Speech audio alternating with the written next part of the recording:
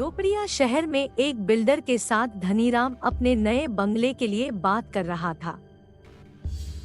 अरे बिल्डर साहेब, मुझे ऐसा बंगला बताओ कि उसे देख सभी अचंभित हो जाएं।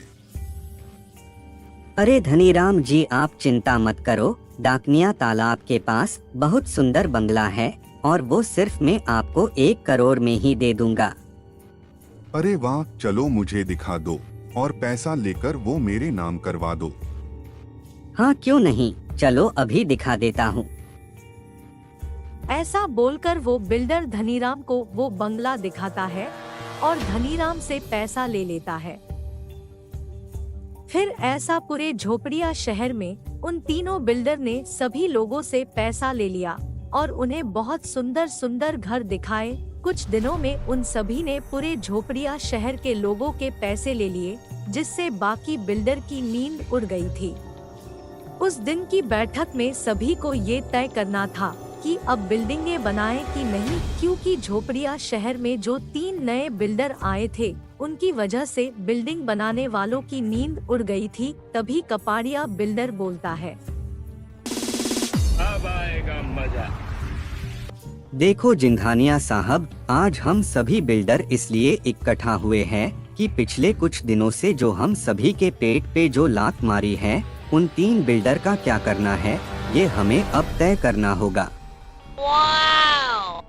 मैं कपाड़िया जी की बात से सहमत हूँ, क्योंकि अब मेरी तो एक बिल्डिंग भी सेल नहीं हुई। अगर ऐसा ही चलता रहा तो हमारे खाने के लाले हो जाएंगे। तुम्हारा क्या बोलना है मोहन भाई? मैं तो डर गई। अब करना क्या है, बस अब ये ही तय करो, क्योंकि सभी जमीन, फ्लैट, रो हाउस, बंगलो कोड़ियों के भाव दे रहे हैं।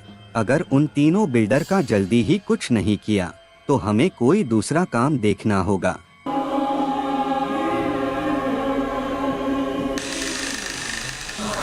उधर एक जगह वो तीनों बिल्डर आपस में बातें कर रहे थे कि तभी अचानक वो अपने असली रूप में आ गए। आज तक मैंने जिन जिन से पैसा लिया है वो सभी अब अपना घर मांग रहे हैं। आगे की क्या योजना है बताओ। अपनी हवेली में रख लेंगे सभी को। तुम्हारा क्या ख्याल है झुपटा? मैंने तो सभी को कल ही बुलाया है, सभी का कल ही तय कर दूंगी। तो फिर हम सभी कल ही सभी को बता देंगे। फिर योजना के मुताबिक सभी ने अपने अपने ग्राहकों को बुलाकर कुछ ऐसा बोला कि सभी ग्राहक उन्हें मारने को दौड़े। तभी बिल्डर के भेष में चुड़ैल अपने असली रूप में आ गई और बोली, सुनो मेरे प्यारों, मेरे पास चुड़ैलों की बस्ती में सुंदर घर है। तुम सभी वहाँ क्यों नहीं आते?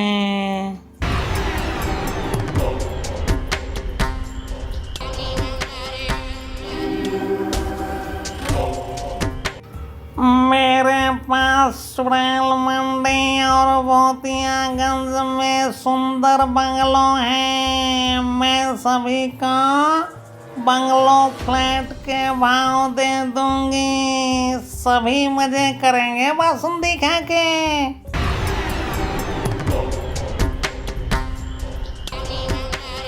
सुनो मेरे प्यारो, सभी मेरे साथ चलो।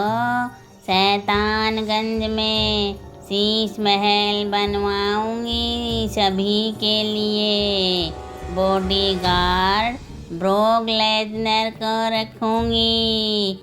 अचानक आई चुड़ैलों को देख सभी घबरा गए और सभी ने जैसे तैसे अपनी जान बचाई। फिर क्या था, जिन जिन ग्राहक को उन चुड़ैलों ने फ्लैट बंगलो दिया था, उन सभी को वो चुड़ैलें हर दिन अपना शिकार बनाने लगी। सभी अपनी परेशानी बताएं तो भी किसे बताएं। फिर किसी ने गुरु कढोरा के बारे में बताया। सभी ने सोचा अब इनसे पीछा छुड़ाना है तो सिर्फ गुरु कढोरा की मदद लेनी होगी। और फिर सभी ने गुरु कढोरा के पास जाकर सारी बातें बताई। उन सभी की बातें सुनकर गुरु कढोरा बोले, अब उन चुड़ैलों का पाप का घड़ा भर गया है। कल का दिन उनका आखिरी दिन होगा। ऐसा बोलकर गुरु कढोरा वहाँ से गायब हो गए। और दूसरे दिन वो तीनों चुड़ैल शहर की गलियों में घूम रही थी कि तभी गुरु श्वेतानंद उनके सामने आ गए। अब आएगा मजा।